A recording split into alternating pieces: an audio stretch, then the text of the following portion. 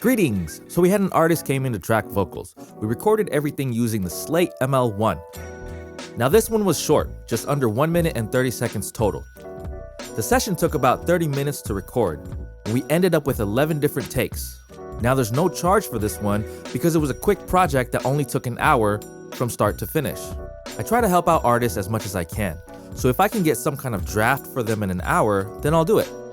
Here's the mix. First off, we recorded using the Slate ML-1. Now for the mic emulator, I used an FG800M. This replicates the Sony C800. That mic is known for its clean, bright tone and has been a go-to for rap vocals for years. It helps vocals sit up front in the mix. It's super detailed with that signature crisp top end. It's perfect for a rapper who wants the vocal to cut without getting lost in the beat. After that was Auto-Tune Pro. Input type was set to low male and the key was C chromatic. I set the retune speed to 90, which gives it a smooth, slow correction, more natural feel than robotic. Flex tune was at 58, so the tuning stays gentle and lets some of the original pitch expression come through. I wanted to try out a preset and tweak it based on what I was hearing. I used the Modern Rap vocal chain. First is the rap thinning. That's just a little module I used to clean up some of the low-mid mud right away. It helps the vocals sit tighter in the mix. Next is the FG116 Blue, which is like an 1176 style compressor. Fast attack, fast release. It grabs those peaks and locks in the vocal into place. Next is the FG2A. This one's a smoother and slower compression. Kinda glues the body of the vocal without flattening too much. I like the stacking fast and slow comps like this.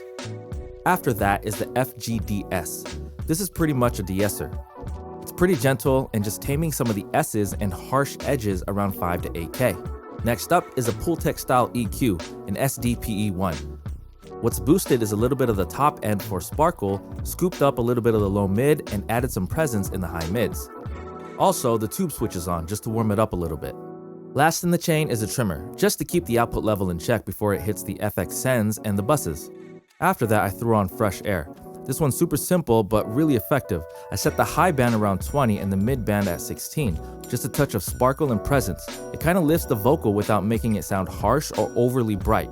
It gives it that clarity and pop, but it feels natural. I always like using it after EQ and compression because I want to bring back a little bit of that shimmer that might have gotten lost in the chain. I set up a send A to bus 9 and 10, which feeds into an auxiliary called Lead Vocals Widener.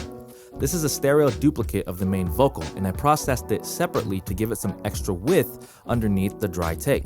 It helps the vocal to feel big and spacious without losing that tight center focus. Just gives it a little bit more animation and size. I also did a send B to a dedicated delay aux. Now this is 100% wet return. I like routing it this way so I can automate the delay separately and treat it like an effect layer, not something baked into the vocal. Now on that delay aux, what was added was EQ to shape the repeats.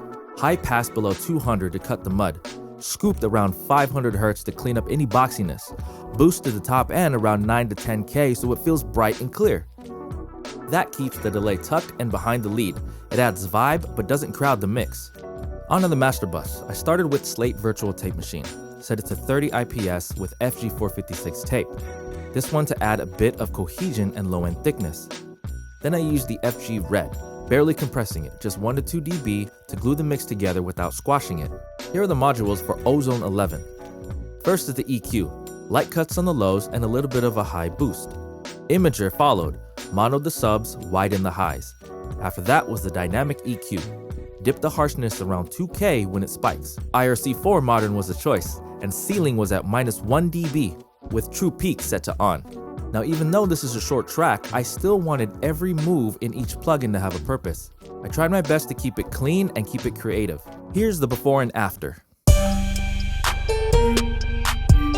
So he's finally here in a brand new location. Ain't no Diddy in sight thanks to the allegations out in Inga. For the latest banana trend, breaking all this shit for them bananium gems. He be